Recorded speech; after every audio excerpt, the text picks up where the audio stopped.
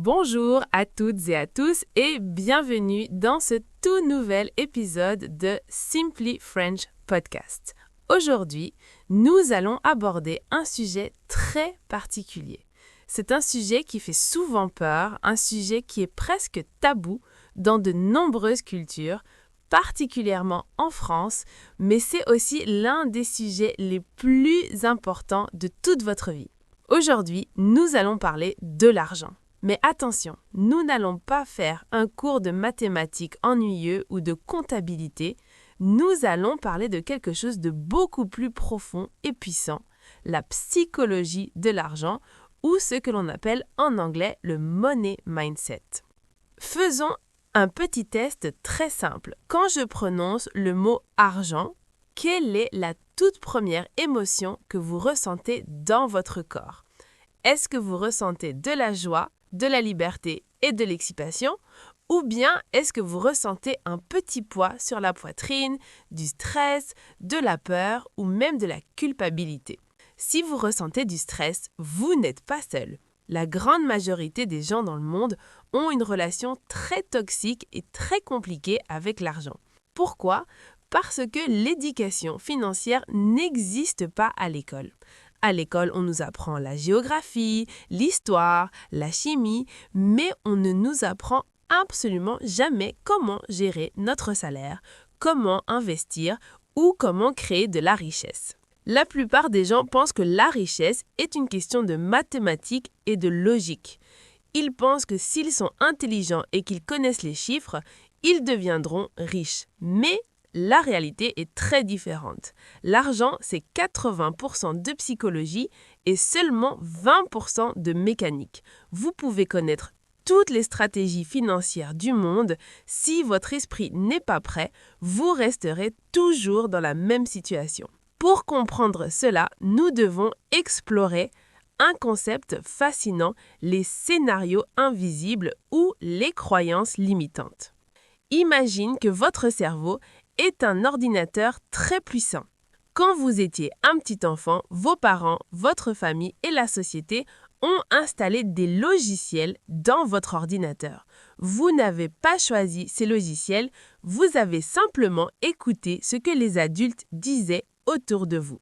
C'est comme ça que votre vision du monde et votre vision de l'argent ont été programmées.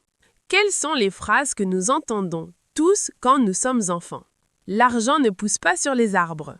Nous n'avons pas les moyens d'acheter ça. Les gens riches sont égoïstes et méchants. L'argent est la racine de tous les maux. Il faut travailler très dur physiquement et souffrir pour gagner sa vie. Votre cerveau d'enfant a enregistré toutes ces phrases comme des vérités absolues. Aujourd'hui, vous êtes un adulte et vous avez complètement oublié ces phrases. Elles sont devenues invisibles. Mais ces logiciels tournent toujours en arrière-plan dans votre tête et ils contrôlent absolument toutes vos décisions financières quotidiennes. C'est ici que la psychologie devient incroyable. Si votre logiciel invisible vous dit que l'argent est mauvais ou que les riches sont de mauvaises personnes, que va faire votre cerveau pour vous protéger? Il va s'assurer que vous ne deveniez jamais riche parce qu'au fond de vous, vous êtes une bonne personne et vous ne voulez pas devenir méchant. C'est pour cela que beaucoup de personnes, quand elles reçoivent soudainement une grande somme d'argent, comme un bonus au travail ou un héritage, dépensent tout très rapidement. Ils achètent une nouvelle voiture, des vêtements chers, des téléphones inutiles. En quelques mois, le compte en banque est de nouveau vide. Ce n'est pas un accident, c'est un acte de sabotage psychologique. L'esprit inconscient se débarrasse de l'argent pour retrouver sa zone de confort, pour redevenir la personne qu'il croit être. Votre compte en banque ne peut jamais dépasser le niveau de votre identité financière. Le tout premier travail n'est donc pas d'ouvrir un fichier Excel ou de chercher un deuxième travail. Le premier travail est de prendre une lampe de poche et d'aller chercher ces vieux logiciels toxiques dans votre tête pour les supprimer. Vous devez changer votre vocabulaire. L'argent n'est pas bon ou mauvais. L'argent n'a aucune morale. Un billet de 50 € n'a aucun sentiment. L'argent est simplement un outil comme un marteau. Avec un marteau, vous pouvez détruire une fenêtre, c'est vrai, mais avec ce même marteau, vous pouvez aussi construire une magnifique maison pour votre famille. Tout dépend de la main qui tient l'outil. Si vous êtes une personne généreuse et gentille sans argent, vous serez une personne incroyablement généreuse et gentille avec beaucoup d'argent. L'argent ne fait qu'amplifier ce que vous êtes déjà. Une fois que nous avons nettoyé ces fausses croyances, nous pouvons commencer à regarder la grande bataille qui se joue chaque jour dans notre tête.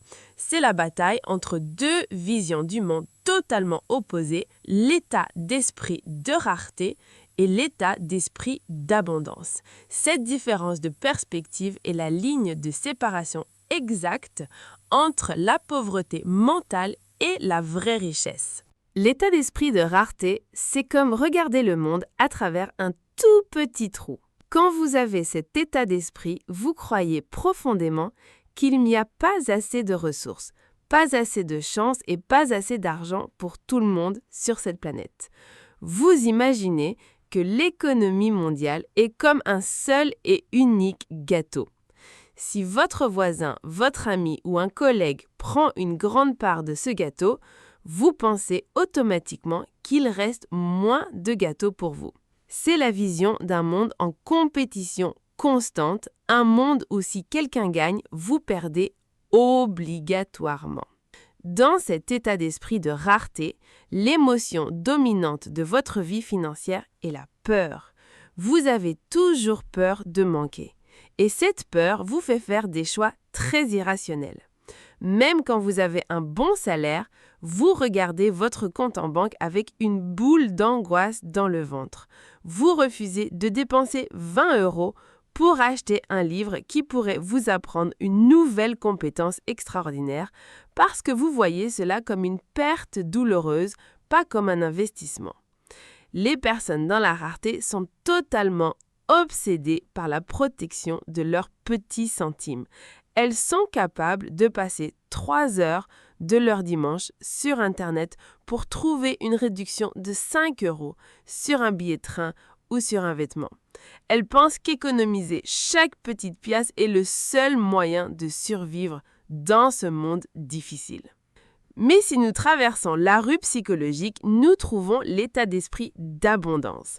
Les personnes qui ont cultivé cet état d'esprit voient le monde de manière radicalement différente, presque comme un autre univers. Pour elles, l'argent n'est pas un gâteau limité qu'il faut protéger agressivement. L'argent est comme l'air que nous respirons ou comme l'eau claire d'une rivière. Il est infini, il circule constamment et il y en a largement assez pour tout le monde. Si votre voisin a un succès incroyable, lance une belle entreprise et gagne beaucoup d'argent, une personne dans l'abondance ne ressent absolument aucune jalousie. Au contraire, elle ressent une grande inspiration. Elle regarde son voisin et se dit « c'est fantastique, s'il peut le faire, cela prouve que c'est possible. S'il y a de l'argent pour lui, il y a de l'argent pour moi aussi. » Le succès des autres devient une preuve d'espoir, pas une menace. Dans l'abondance, vous ne vous concentrez pas uniquement sur la façon de réduire vos dépenses, vous vous concentrez surtout sur la façon de créer plus de valeur pour le monde. Au lieu de passer 3 heures frustrantes à chercher une petite réduction de 5 € sur Internet, une personne dans l'abondance utilise ces 3 précieuses heures pour apprendre une nouvelle langue comme le français, pour lire un livre sur la communication ou pour créer un projet. Elle sait que ces 3 heures d'apprentissage lui rapporteront peut-être 1 000 € dans le futur. Elle comprend au plus profond de son cœur la différence fondamentale entre une dépense et un investissement. Il est vital de bien comprendre cette différence. Une dépense, c'est acheter le dernier téléphone à la mode à plus de 1 000 € juste pour impressionner des gens que vous ne connaissez même pas vraiment. C'est acheter des vêtements très chers avec de gros logos. Cet argent quitte votre poche, il enrichit une grande entreprise et il ne reviendra jamais vers vous. Un investissement, au contraire, c'est payer un bon cours sur Internet, acheter de la nourriture saine de haute qualité pour avoir de l'énergie, payer un abonnement à la salle de sport ou acheter des actions dans une entreprise. Cet argent sort de votre poche aujourd'hui, c'est vrai, mais il travaille pour vous. Il reviendra dans le futur multiplié par 2, par 3 ou par 10 sous forme de nouvelles opportunités professionnelles, d'une meilleure santé ou d'intérêts financiers. Le passage de la rareté à l'abondance est le changement le plus libérateur que vous puissiez faire. C'est comme enlever de vieilles lunettes sales et rayées.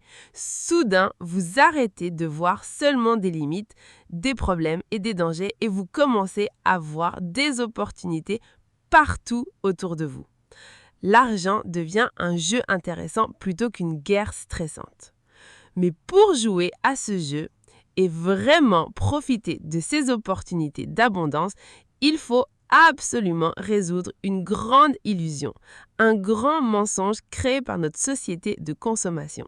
C'est peut-être la réflexion la plus importante de notre épisode d'aujourd'hui. La grande majorité des personnes, à cause des réseaux sociaux et de la télévision, confondent constamment deux mots qui semblent identiques, mais qui sont en réalité les opposés l'un de l'autre. Nous devons comprendre la différence entre être riche matériellement et avoir de la vraie richesse, ce que l'on appelle la liberté financière. Cette différence entre paraître riche et construire une vraie richesse est une illusion absolument parfaite créée par notre société et par le marketing. Quand vous ouvrez Instagram ou que vous marchez dans les beaux quartiers d'une grande ville, que voyez-vous? Vous voyez des personnes qui conduisent des voitures de sport très bruyantes, qui portent des montres en or énormes et qui affichent des sacs avec des logos très célèbres. C'est l'image classique, presque caricaturale de la réussite financière. En regardant ces images, notre cerveau fait un raccourci très rapide. On se dit « Waouh, ces personnes ont vraiment beaucoup d'argent ». Mais l'auteur américain Morgan Housel, dans son livre fantastique sur la psychologie de l'argent, nous rappelle une vérité très ironique, une vérité qui choque beaucoup de monde. Quand vous voyez quelqu'un conduire une voiture qui coûte 100 000 €, la seule et unique chose que vous savez avec une certitude absolue sur la situation financière de cette personne, c'est qu'elle a 100 000 € en moins sur son compte en banque. Ou pire encore, qu'elle a 100 000 € de dette à la banque pour payer cette voiture. Nous confondons le verbe avoir et le verbe dépenser. Il y a dans notre société moderne de nombreuses personnes qui ont des salaires extraordinaires. Prenez l'exemple d'un médecin, d'un avocat ou d'un grand directeur commercial. Imaginons qu'il gagne 10 000 € net par mois. C'est un salaire magnifique, n'est-ce pas? La majorité des gens rêvent de gagner cette somme. Mais si ce directeur a acheté une maison immense avec un énorme crédit immobilier, s'il a 2 voitures de luxe à payer chaque mois, s'il paie des écoles privées très chères pour ses 3 enfants et s'il part en vacances dans des hôtels 5 étoiles, à la fin du mois, il a dépensé 10 000 €. Il a un salaire de riche, mais il vit sur ce que j'appelle la roue de hamster. C'est une très belle roue de hamster, une roue en or massive, très confortable et très brillante pour impressionner les voisins. Mais c'est quand même une roue. S'il tombe malade demain, s'il perd son travail ou s'il fait un burn-out parce qu'il est épuisé par la pression, son monde s'effondre totalement en quelques semaines. Il est prisonnier, il est l'esclave élégant de son propre style de vie. Il paraît riche, mais il n'a aucune liberté. La vraie richesse, au contraire, est un concept très silencieux et complètement invisible. La richesse, ce n'est pas ce que vous voyez. La richesse, ce sont les belles voitures que vous n'avez pas achetées. Ce sont les montres en diamant que vous n'avez pas au poignet. Ce sont les vêtements de marque que vous avez laissés dans le magasin. La véritable richesse, ce sont des chiffres sur un compte d'investissement. Ce sont des actions dans une entreprise. C'est une petite maison modeste, mais qui est déjà payée en totalité. C'est l'argent que vous gardez prudemment pour vous, pas l'argent que vous montrez aux autres pour chercher leur validation. Mais alors, vous allez me poser une question très logique. Amélie, pourquoi vouloir garder cet argent invisible. À quoi ça sert d'avoir des chiffres sur un compte si on ne peut pas en profiter pour acheter de belles choses et s'amuser? Le but n'est pas d'être la personne la plus riche du cimetière. C'est une excellente question. Le but ultime de l'argent n'est pas d'acheter plus de plastique, de métal ou de vêtements. Le but ultime, le plus grand miracle de l'argent bien géré, c'est d'acheter la ressource la plus précieuse et la plus limitée de tout l'univers, votre temps. L'argent est le seul outil au monde qui vous permet de racheter votre propre liberté. Imaginez une seconde cette sensation extraordinaire, vous vous réveillez un lundi matin et vous vous dites « Aujourd'hui, je fais exactement ce que je veux. Je travaille sur un projet que j'aime, avec des gens que j'aime et au rythme que je veux. » Avoir de la vraie richesse, de l'argent de côté, c'est avoir un super pouvoir. C'est le pouvoir magique de dire non. Vous avez le pouvoir de dire non à un patron toxique ou abusif car vous n'avez pas besoin de son salaire pour manger le mois prochain. Vous avez le pouvoir de dire non à des clients qui ne vous respectent pas. Vous avez le pouvoir de dire non au stress quotidien de payer vos factures ou de dire oui à une grande opportunité inattendue comme partir vivre dans un autre pays pour apprendre le français. L'argent, quand il n'est pas utilisé pour flatter notre ego devant les voisins, est le plus grand créateur d'options et de tranquillité d'esprit. Pourtant, même en comprenant ce beau concept de liberté, beaucoup de personnes essaient d'économiser, essaient de garder cet argent, mais n'y arrivent pas. Même quand ils obtiennent une belle promotion au travail, même quand leur salaire augmente, ils arrivent à la fin de l'année et ils se rendent compte que leur compte en banque est toujours vide, ils se sentent toujours aussi stressés financièrement. Pourquoi est-ce si difficile de garder l'argent que nous gagnons? C'est à cause d'un phénomène psychologique extrêmement dangereux, très silencieux et universel.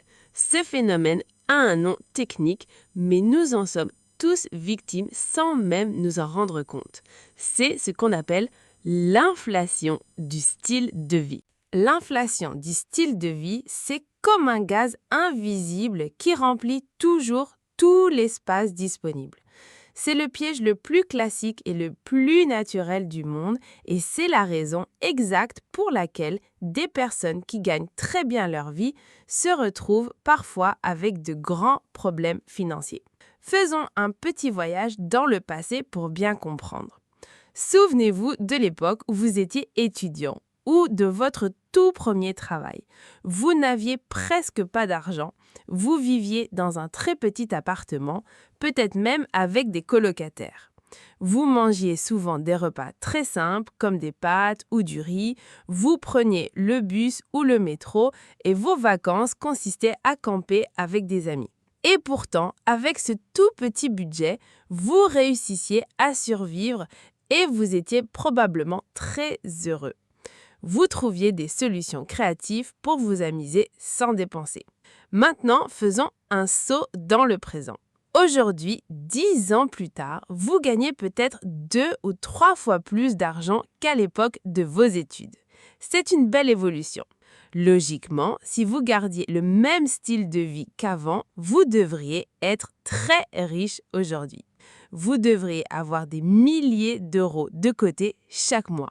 Mais que s'est-il passé en réalité? Votre salaire a augmenté, mais vos désirs ont augmenté exactement à la même vitesse.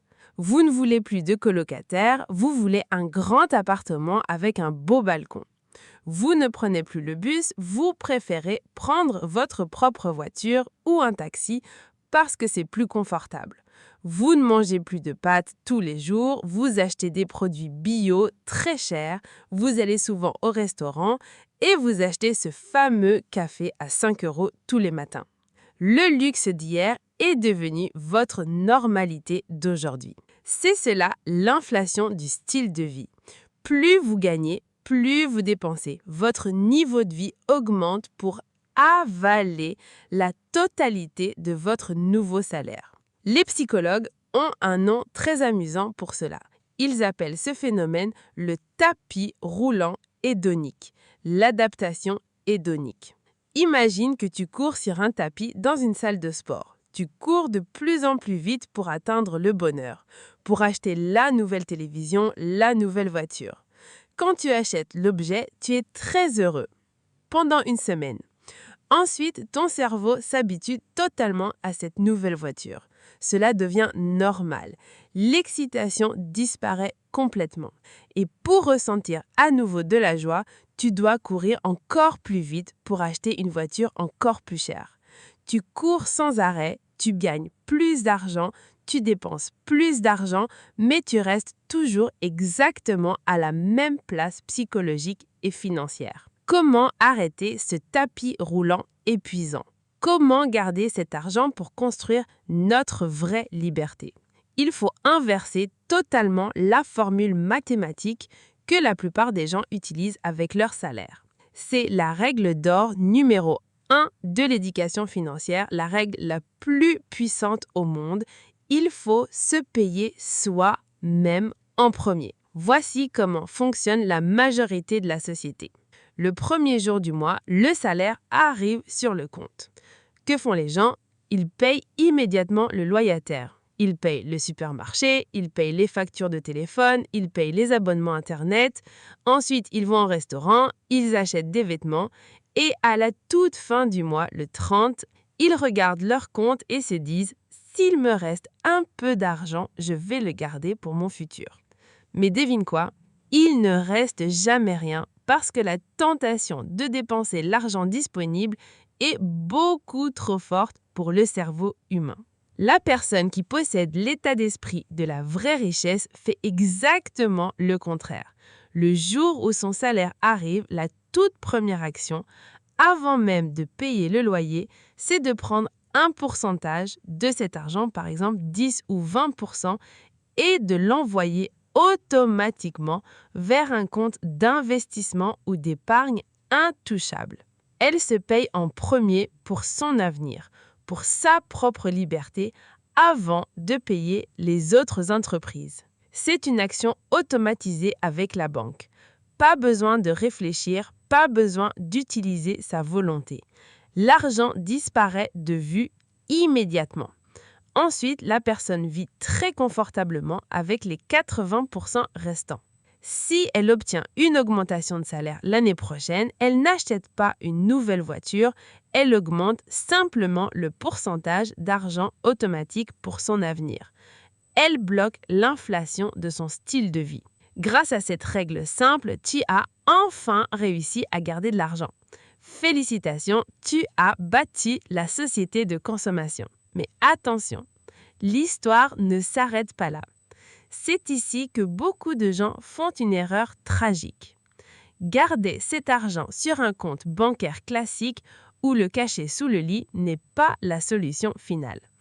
En réalité, si vous laissez votre argent dormir sur un compte normal, vous êtes silencieusement en train de perdre de l'argent tous les jours. Pourquoi? À cause d'un autre monstre invisible de l'économie que nous devons absolument comprendre pour vraiment maîtriser le jeu de la richesse. Ce monstre invisible dont je vous parle, ce voleur silencieux qui attaque votre compte bancaire tous les jours, s'appelle l'inflation. Qu'est-ce que l'inflation exactement? Pour le comprendre, pas besoin d'avoir fait de grandes études d'économie. Imaginez la vie de vos grands-parents. Il y a 30 ou 40 ans, avec un seul petit billet, ils pouvaient remplir un grand chariot au supermarché avec de la nourriture pour toute la semaine. Aujourd'hui, avec ce même billet, vous pouvez peut-être acheter 2 cafés et 3 croissants dans une boulangerie de votre ville. Le billet n'a pas changé physiquement. C'est exactement le même morceau de papier. Mais sa force invisible, ce qu'on appelle son pouvoir d'achat, a drastiquement diminué. Les prix de la vie quotidienne montent un peu chaque année. C'est pour cela que garder votre argent caché sous votre lit ou sur un compte bancaire classique qui ne rapporte rien est une très mauvaise stratégie sur le long terme. Mathématiquement, si vous gardez 10 000 euros sous votre lit pendant 10 ans, vous aurez toujours le chiffre de 10 000 euros. Vous n'avez rien perdu sur le papier. Mais dans la vraie vie, avec ces 10 000 euros, vous pourrez acheter beaucoup moins de choses qu'aujourd'hui. Votre argent fond doucement, exactement comme un gros glaçon oublié sous le soleil d'été. Pour combattre l'inflation et construire votre vraie liberté, votre argent ne doit jamais dormir. Votre argent doit devenir votre employé le plus fidèle. Il doit travailler pour vous très dur, 24 heures sur 24, sans jamais prendre de vacances, même quand vous dormez ou quand vous êtes à la plage. Et comment fait-on travailler son argent? C'est ce qu'on appelle l'investissement. Quand je dis le mot investissement, beaucoup de gens imaginent immédiatement des hommes en costume qui crient devant des écrans d'ordinateur à la bourse de Wall Street. Ils pensent que c'est un jeu dangereux comme au casino. Mais l'investissement intelligent, ce n'est pas du tout cela. L'investissement intelligent est extrêmement ennuyeux, très lent et incroyablement puissant. Le grand secret de tous les investisseurs du monde repose sur une seule force mathématique. Le grand physicien Albert Einstein l'appelait la 8e merveille du monde. Ce sont les intérêts composés. Pour comprendre ce concept merveilleux, imaginez que vous êtes au sommet d'une montagne pleine de neige. Vous faites une toute petite boule de neige avec vos mains. Ensuite, vous poussez cette boule pour la faire descendre sur la pente. Au début, la boule roule très lentement, mais en roulant, elle ramasse un peu plus de neige. Elle devient un peu plus grande. Parce qu'elle est plus grande, elle ramasse de la neige encore plus rapidement. Elle grossit de plus en plus vite. À la fin de la montagne, ce n'est plus une petite boule de neige, c'est une gigantesque avalanche qui détruit tout sur son passage. Votre argent fonctionne exactement de la même manière. Si vous prenez une partie de vos économies, l'argent que vous avez gardé en vous payant en premier, et que vous l'investissez de manière diversifiée dans la grande économie mondiale, cet argent va produire de petits bébés. Ces bébés s'appellent les intérêts. L'année suivante, la magie opère. Non seulement votre argent de base continue de travailler, mais vos bébés vont travailler eux aussi pour produire d'autres petits bébés. Au début, pendant les premières années, les résultats sont minuscules. Vous regardez votre compte et vous êtes un peu déçu. Mais si vous avez la discipline de ne pas toucher à cet argent, si vous laissez la boule de neige rouler pendant 10, 20 ou 30 ans, la croissance devient totalement explosive. C'est ainsi que des personnes avec des salaires très normaux réussissent à construire des fortunes incroyables pour leur retraite. Elles ont simplement laissé le temps faire le travail à leur place. Avec l'investissement et les intérêts composés, le temps n'est plus votre ennemi qui vous fait vieillir. Le temps devient votre meilleur ami, votre plus grand allié pour devenir libre. Nous voici maintenant arrivés à la fin de notre grand voyage psychologique et financier. Regardons derrière nous pour admirer tout le chemin parcouru. Nous avons commencé par allumer la lumière dans notre esprit pour nettoyer nos vieux logiciels toxiques. Nous avons compris que l'argent n'est ni bon ni mauvais, qu'il est juste un outil neutre pour construire la vie que nous désirons. Nous avons décidé d'abandonner l'état d'esprit de rareté, la jalousie et la peur pour embrasser l'état d'esprit d'abondance où chaque dépense intelligente est vue comme un investissement sur nous-mêmes. Nous avons détruit la grande illusion de notre société moderne. Nous ne voulons pas paraître riches pour impressionner des voisins que nous n'aimons même pas vraiment. Nous voulons avoir de la vraie richesse. Nous voulons construire ce trésor invisible qui nous donne le pouvoir magique de dire non et de reprendre le contrôle absolu de notre temps. Pour y arriver, nous avons appris la règle d'or pour battre l'inflation de style de vie, toujours se payer soi-même en premier. Et enfin, nous avons vu que cet argent sauvé doit être investi patiemment pour créer une belle avalanche de liberté financière grâce aux intérêts composés. L'argent ne doit plus jamais être un sujet de stress ou de dispute dans votre vie. L'argent est un jeu magnifique quand on connaît les règles psychologiques. Vous n'avez pas besoin d'être un génie des mathématiques, vous avez simplement besoin de changer votre identité, de faire preuve de patience et d'appliquer ces petits principes avec constance, mois après mois.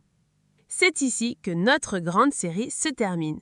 Je vous remercie du fond du cœur de m'avoir écouté avec tant d'attention et d'avoir partagé ce moment d'apprentissage précieux avec moi. Je vous souhaite de construire une vie riche de sens, riche d'options et riche de liberté. C'était Amélie pour Simply French Podcast.